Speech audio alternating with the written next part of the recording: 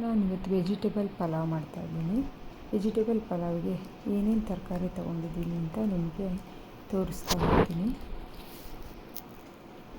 Beetroot, carrot, beans, ಈರುಳ್ಳಿ, ಹಸಿ ಬಟಾಣಿ, ಕ್ಯಾಪ್ಸಿಕಮ್, ಟೊಮೆಟೊ ಹಣ್ಣು, ಶುಂಠಿ ಬೆಳ್ಳುಳ್ಳಿ ಪೇಸ್ಟ್, ಕರಿಬೇವಿನ ಸೊಪ್ಪು, ಕೊತ್ತಂಬರಿ ಸೊಪ್ಪು,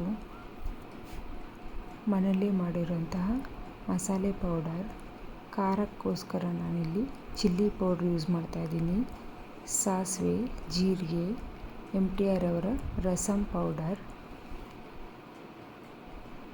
1 ಲೋಟದಷ್ಟು ಅಕ್ಕಿ ಯೂಸ್ ಮಾಡ್ತಾಯಿದ್ದೀನಿ.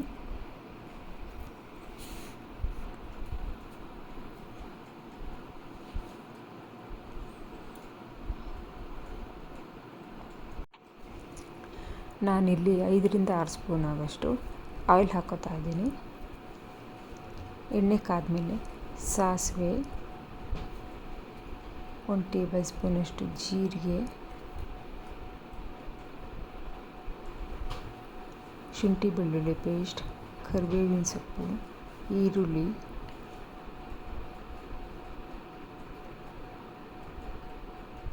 ಇಲ್ಲಿ ನಾನೀಗ ಉಪ್ಪನ್ನ ಆ್ಯಡ್ ಮಾಡ್ತಾಯಿದ್ದೀನಿ.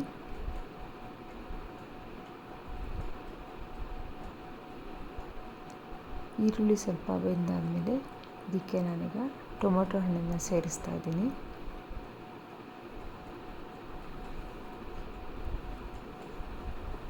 ಟೊಮೊಟೊ ಹಣ್ಣೆಲ್ಲ ಸ್ವಲ್ಪ ಸಾಫ್ಟ್ ಆಗೋ ತನಕ ಬೇಯಿಸ್ಕೊಂಡ್ಬಿಟ್ಟು ನಂತರದಲ್ಲಿ ನಾನೀಗ ಹೆಚ್ಚಿಟ್ಕೊಂಡಿರೋ ತರಕಾರಿಗಳನ್ನೆಲ್ಲ ಸೇರಿಸ್ತಾ ಇದ್ದೀನಿ.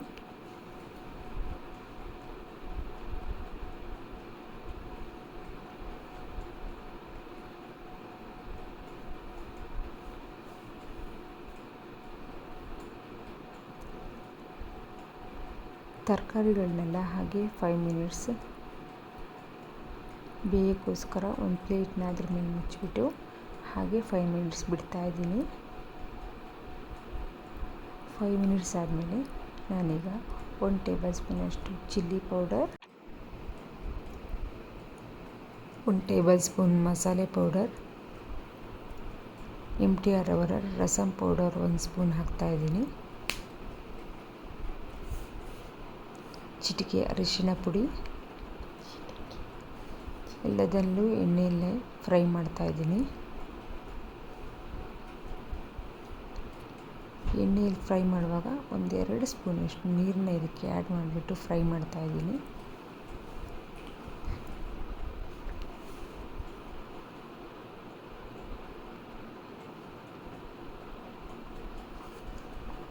ನಂತರದಲ್ಲಿ ನಾನು 1 ಲೋಟದಷ್ಟು ರೈಸ್ ತೊಗೊಂಡಿರೋದ್ರಿಂದ ನಾನು ಇದಕ್ಕೆ 2 ಲೋಟ ನೀರು ಆ್ಯಡ್ ಮಾಡ್ತಾಯಿದ್ದೀನಿ.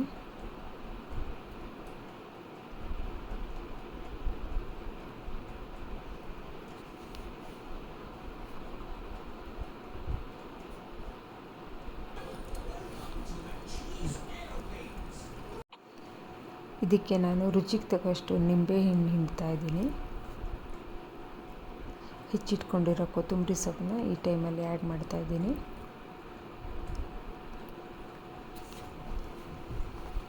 ತೊಳೆದಿಟ್ಕೊಂಡಿರೋಂತಹ ಅಕ್ಕಿನ ಸೇರಿಸ್ತಾ ಇದ್ದೀನಿ.